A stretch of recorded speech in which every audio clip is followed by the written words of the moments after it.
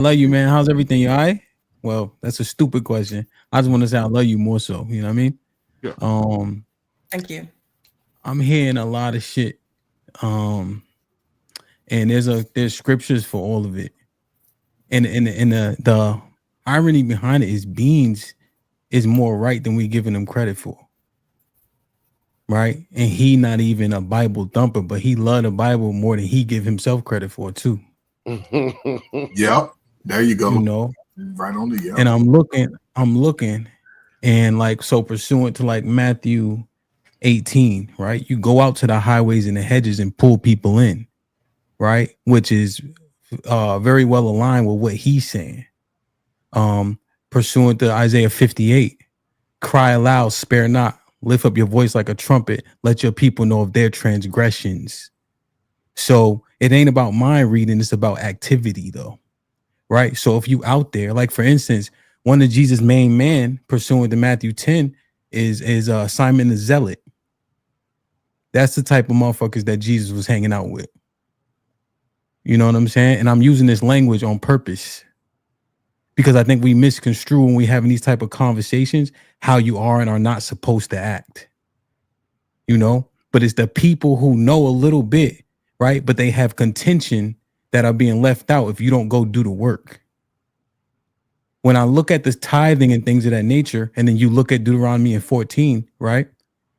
The priest, the Levites, didn't leave the temple. So you had to twice a year give them money, food, other provisions, because they focused on making sure the temple was upkept, well kept, right? And that's what they did 24/7. But these pastors are touring, writing books. So they generating money all types of ways. What they need my money for. So if you want to keep it tall and keep it biblical, let's do that. You know what I'm saying? And there's so much. And Beans is saying stuff that literally is how you should do it. When 2 or 3 are gathered together, right? That's church. Absolutely. Because the Most High is among us now. He said that. And that bald head nigga don't even know that that's in there. Oh, he know it's in there. You know, that's my man, right? That's my OG. But like when he said the thing about they doing the susu essentially, right? Right. But if you read Acts 4, they literally come together, they get inspired, the Holy Ghost, Peter's there. Everybody brings whatever they can bring. And then people leave with what they need. So if I came, right, and I had a lot, I would leave with less than what I came with. But if Beans, right, as a tangible example, needed more, that's what he would leave with, right? Kind of like communism or socialism, right? But it was people who agreed and had the same baseline. Said, let's do this, and you take what you need. So when I'm listening, the Bible got the answers, but the church doesn't mirror that. Jenny said one thing. They're not focused on the King James. And I 100% agree with her. Because when you look at the compilations of the Bible, which one is the most authentic? The NIV, the NLT, those are transliterations. So they take the King James and say, I think this means that. The King James is a translation. So they take the Dead Sea Scrolls, the Greek Septuagint, and the Textus Receptus. It was 47 Greek and Hebrew scholars who came together to translate, right? And then a council of 12 would assess those translations. And then if there was a discrepancy, there was a council of 4 that would make the final determination. Now you have Easter in there. You have Lucifer, which is a Latin word, which doesn't even make sense to be in Isaiah, right? So you have things that you got to make sure you understand. But that translation is one that probably, I agree with Jenny, the most authentic translation. So when she said that, I don't know if we caught that, but that's uberly important. The NIV removes the word, so many different Lord and Jesus, So I think we really got to take a look at why she said that. But the Bible speaking through Beans, right? I'm just listening and literally all these verses are popping in my head as he's talking. And so if I'm the most informed, it's my obligation to go out and teach my people. If I'm messing up and Lost in Translation knows that I'm sinning, right? And I keep sinning and let's say Jesus come back and he do what he got to do. My blood going to be on his hands because he ain't tell me, right? Leviticus 19, right? Don't suffer sin upon your brothers. Ecclesiastes 3:18. If you don't tell me my sins, my blood will be upon you. So no, when we are the most edified, we have a duty to edify. When I go out and we street teach, right? I tell the young boys, I say, Solomon had 400 wives and 300 concubines, right? They're like, you shitting me. I said, yo, dead ass. And the young boys start to listen to the folly. But then we draw them in, right? That's the milk to get them to pay attention. And then we draw them in with the meat pause once they get acclimated. So what Beans is saying is righteous. And then the churches can't align with this stuff. I don't know if you guys read the Apocrypha, but Ecclesiastes 12:6, the Most High hates sinners verbatim. Hebrews 10:26, those who sin willfully, there's no more place for repentance. But the churches don't mirror that. So now we got a problem. And I landed. Mm-hmm. Hey, that was cooking right there, boy. Yeah, you cooking. We'll get some gumbo right there. So anybody want to respond? I'm just glad that they brought a professional twist to what I was saying all along. I appreciate both of y'all, you and B and Miss Jenny. I appreciate that because I just said basically, just in context, it's a scam because Beans laid it out. You don't have to go in that chapel space to reach the people. In a lot of churches, there are some that's sprinkled around that do it. They have large audiences bringing in millions of dollars a month. But again, where's the medicine for the people? Do I have to go to this church to get that medicine? Why can't it be a universal thing for the people who are spending their hard-earned money, like being said, looking for the lottery ticket? So I think, to me, my grandfather was a pastor, man. Pastored 2 churches, but I learned through him because my father was there every day. I barely saw my grandfather, despite everything that I was doing. So who could I judge? He was judging my father, but my father had 7 children. We ain't had no baby mamas in high school. He raised college graduates. My father retired at 60. He did everything that he was supposed to do. In my eyes, that was one of the greatest men I know. But I saw my grandfather, who barely came to my football game. I don't think he ever came to a game. But as I got older and seeing that and working with a lot of people, young people, you know what I'm saying, they're not getting the truth. We in truth right now. In America, a young black man, that's why I appreciate it, because a black man is facing that truth. It's not going to be a quick ride. It may take a couple of years, but I think brothers are starting to have the congregation, even on YouTube. Brothers are understanding their money is valuable, understanding their time is valuable. And they're starting to get away from wasting time. And I think, and again, the churches, there are some that do a great job. But it ain't about the money. It's about providing that space and opportunity to get the message to say, hey, you're here. You want to go down whichever lane you choose. We can provide some of those resources. Coach Ferg, question. I'm sorry. Coach Ferg, question. Just and if you don't mind, when you say great job, how do we quantify that? Because if you go to our neighborhood, it's liquor store, church project, liquor store, church project, and we seem to be in the same perpetual hell that we've been in.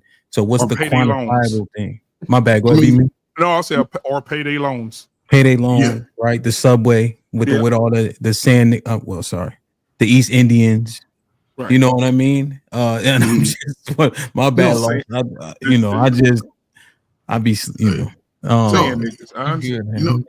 that's the reality of what I'm saying. What I'm saying, because people that do value church, you know what I'm saying, they can see the works within the church, right? They can see that they're part of the congregation, and to them, to that group, they are getting what they need out of it. But again, it's a lot of words. I've heard I heard other people I've come across just in this space alone that can take the word And it seems like it can motivate the minds to get out and do.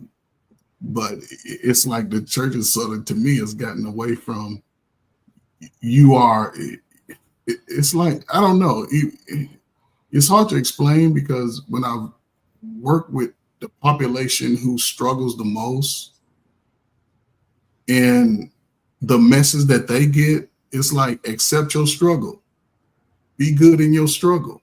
I don't see young people going 20, 30 years, the message is true. We have to take a different approach into your own life. The truth is here.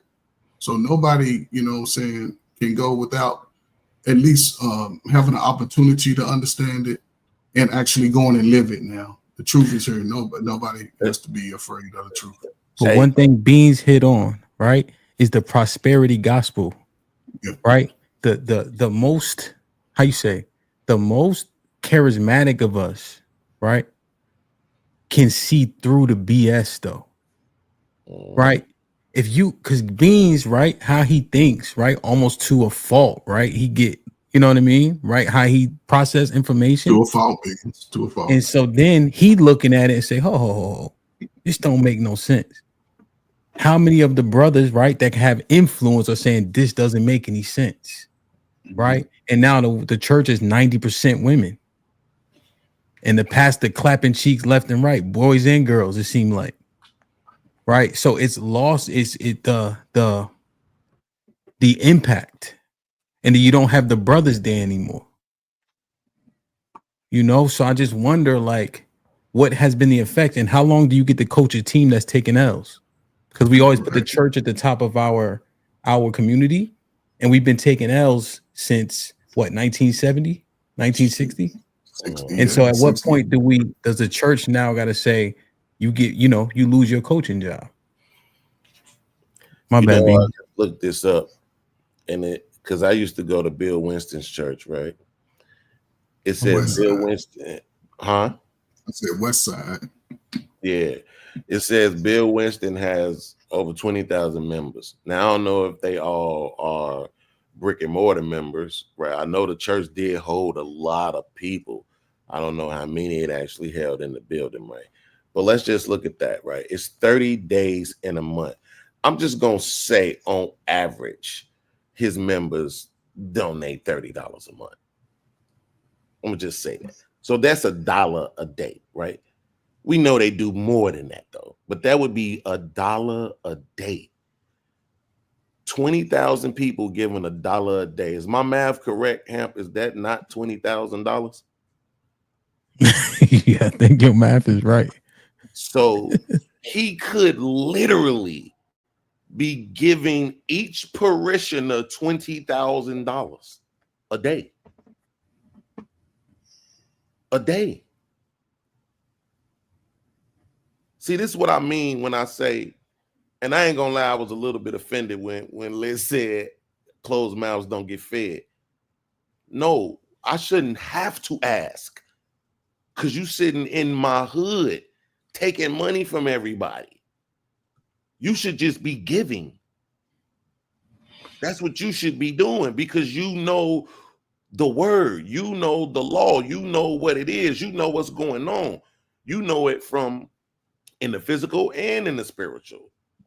You understand? So we shouldn't even have to ask. It should just be a thing. Guess how many more people would come and join your church? Man, they give it away $20,000 every day. Again, remember, it's just $1. Okay? $1 a day. So that's what I'm trying to say. When I know you taking in that kind of money, and I know, again, that's an extreme example, right? Because most churches don't have 20,000 members, so I understand that. But whatever your flock is, y'all can be benefiting each other in this way, because we live on this plane of existence. And on this plane of existence, again, Ecclesiastes 10 and 19, straight up and down. Like, it just is what it is. As much as I try not to let the lack of money I have bother me, man, Hamp, I'm glad you here. I could say it to you. I was, You know, I just told you I ain't want to keep texting you and burdening you with my bullshit. Mhm. But the song I did, the My Baby Love Me song, Yeah. with the Stevie Wonder, I sent it to my mama. And I'm not throwing my mama under the bus. Don't get it twisted. But I sent it to my mama. She called me today. She was like, son, that song is so good. Now, when you gonna make $1 million and pay off my house for me? And I'm like, why can't you just enjoy the song? Why can't it be that I got this talent to make this music and it's dope and people are loving it? And I actually had a few people send me money just to tell me how dope the song was. But you know, the persons who I want to appreciate the music the most, my mama would be one of them, top 3 for sure.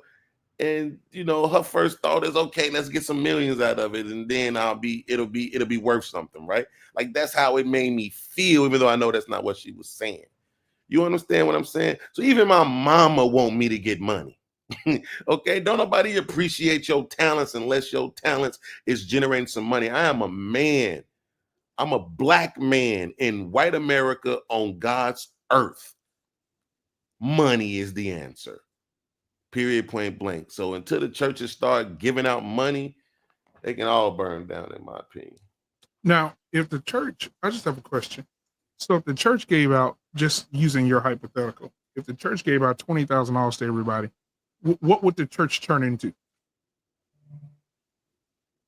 What do you mean? What would it turn into? Because everybody's not going to be as godly as lost and as lit. So you're going to have people coming to the church, taking that money, multiplying it in ways that's not God. And what kind of way is that? It can be anyway. I'm not going to put into say anything specifically, but I'm just saying, if I'm a dude on the street and I'm a hustler on the street and I'm doing whatever my illegal stuff to do, and I know the church can fund my business and give me $20,000 a week to fund my business, then I'm gonna do that. Yeah, well, I mean, in my opinion, that's not a reason to not do it. So, no, Right? We still churches, a lot of churches gather all they flock up on Sundays after the service and go sit down in Church's Chicken. now, Or sit down in McDonald's or Old Country Buffet or all these other places that are also slinging drugs, right? Slinging, peddling disease, peddling cancer and diabetes, right? And addiction to things like sugar, right? So as long as those places exist and we okay with those, I don't care if some dude somehow figures out how to get some money to go fund his hustles. I don't care. None of that is a reason not to do what you can do for the rest of the people. None of that is a reason not to do it. right. So I'm gonna say this because we finna grid. Yeah, just about 10 minutes. But I'm gonna say 8 minutes, whatever. But anyway, I want to say this because Joel Osteen, I just looked it up. Joel Osteen, that's in your part of the town, DJ Hemp. Joel Osteen church makes $58 million a year in offerings. What's that in a day? Ain't paying no taxes, right? Ain't paying no taxes on the hemp. Ain't paying no taxes on the hemp. Hey, Hal, let me ask you a question. If you were hungry, what would you rather have, $20 or food? Food, I assume. Okay. Yeah. Why is it that we're asking for the church to give us money when all we have to do is just go to Walmart and say, hey, why don't you just give us the food? You got billions of dollars. You know, you could feed a lot of people. You make all kind of money. Why not just have Walmart just to give out the food? I mean, that's what people want, right? Because the church is collecting money for free. Walmart charges for its food. That's the business that it's in. The church is peddling God, and they actually aren't peddling God, which is one of the biggest problems. If they were actually peddling God, it might actually be worth it. Well, let me ask you a question, Beans. Does the food grow on trees or does it grow on shelves? Well, from what I can tell, it's being grown in warehouses. Well, I assure you that food come from somewhere. My thing is this: how come We don't have fruit trees and vegetable gardens in our own yards. You know, that's the greater question. Well, from what I learned recently, that there was a time when they started, I don't know if the term is regulating or deregulating, whatever it is, like, but they made it to the point where they didn't want people doing that, right? And they made it to the point where it would, like, you couldn't grow stuff and sell it to people and stuff like that in certain areas. I'm not gonna say it was everywhere, right? So I know I did learn that recently. That blew my mind because I didn't think that was possible, but it actually was. And then we've just come so far from this country is been industrialized for a very long time. So every single thing becomes an industry, including the church, right? Like, to the point where I don't know if they still do it, but you can write your tithes off on your taxes, right? Yeah. So you see what I'm saying? So, like, the church is a business. Everything is a business. Health in this country, hospitals, business, food, business, school, business, marriage, divorce, business, sports, everything, business, parenting, business, everything is a business. So that's the problem. And then not only is it that it's all industrialized, but then there's monopolies in every industry, right? So, you know, to your point, I seen a video. Corey Holcomb said your kitchen is supposed to be your hospital, right? And I was sitting there. So to your point, people should know how to grow these things and this and that, you know. But I look, it's certain fruits that you can't get everywhere in the country. And I guarantee you, if I was in Chicago and I started trying to grow what's that fruit that's really good with cancer? Soursop. I bet you they would come and have a problem with it. I guarantee you. Yeah, because I'm gonna say this before we get out of here, because I gotta go pick my baby up. But I want to say this: if we as a people collectively, I do remember as a child, because you just brought up some beans that was real important to me.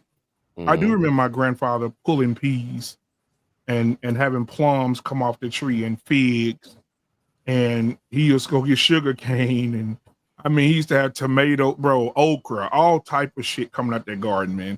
Wow. And I used to see it. And when he had a lot of it, he didn't keep it. He'd be like, hey, boy, take this over there to Miss Tab house.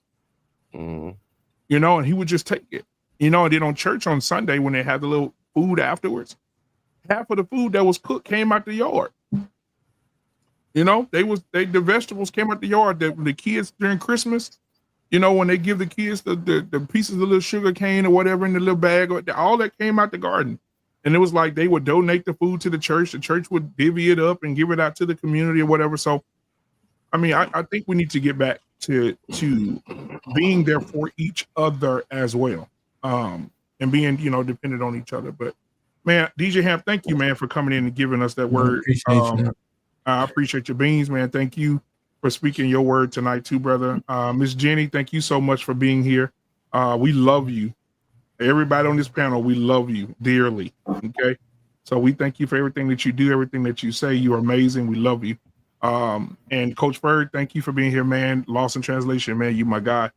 And then next week, man, we may have a continuation of this, because I think that when it comes to, I heard Jamal Bryant, Lord, I didn't want to even say his name, but I heard Jamal Bryant talking to a financial advisor, and the financial advisor says, Black churches think they making money. He said, y'all are 1% of what the white people are making in their churches. He said the white people are corporations. Their churches are corporations. They're making 20 times more than what the average, with the highest paid church right now, Black church, they're making 20 times more than the average Black church. So I don't know you know, we'll figure it out. You know, I'll do some reading and get into some reading and try to figure out what's going on there. We'll have a conversation, man. But DJ Hamp, thank you, man. I appreciate you, bro. I appreciate you, man. And then guys, make sure you go and like and subscribe over at DJ Hamp's channel. He's on every day. I know you had a debate about what time you was gonna go on, man. So you could tell him to go ahead and tell him that before we get out of here. What yeah. I was debating, just going over what time slot between starting at 9 a.m. and starting at 10 a.m. Eastern or 12 p.m. Eastern. And I found that I'm getting more of my day back when we start on our time at 9 or we on Central Time, so I kind of like it. People seem like it's a good pocket, so I think that we'll continue at the 9 a.m. for sure. BMU, and I appreciate that. I love you for that. Can I give Beans this scripture? Is burning the hole, right? Yeah, because I know you gotta go. Our moms, right? We focus on them, right? We pedestalize them. We want them to tell us the things that we want to hear. And when we don't get it, that shit'll leave a desire. When he was talking, Luke 11:27 to 28 popped in my head. Because, great thing happens. And then a woman says, blessed be the womb that bore you. And Jesus say, nah, blessed be the people who hear the word of God and keep it. So even at that instance, he say, whatever, my mom, that ain't the focus. I don't give a damn. Blessed be the people who heard the word of God and keep it. So even in that moment, Jesus immediately retorted that ain't the focus, and I don't know. I know it's adjacent. I know it's not a one-to-one, but when we was playing Beans music and I was taking out beats and putting in different beats and we was rocking to that shit for 45 minutes, I forgot I was supposed to be playing Wu-Tang, is because we was blessed by those two songs that we play over and over and over, and we appreciated it, and people even donated to them. So I know I'm kind of reaching, but I just it correlated to me because we appreciated right it. On time, absolutely. They're right on time. So man. I love y'all. I appreciate y'all, man. Appreciate y'all too, Keep man. grinding. Hey, y'all. Thank y'all, man. And DJ Hamp, if you're not busy next week, man, I'd love to have you back to continue the conversation, my brother. Where's the ball? All right. All right, y'all. Be safe. This morning.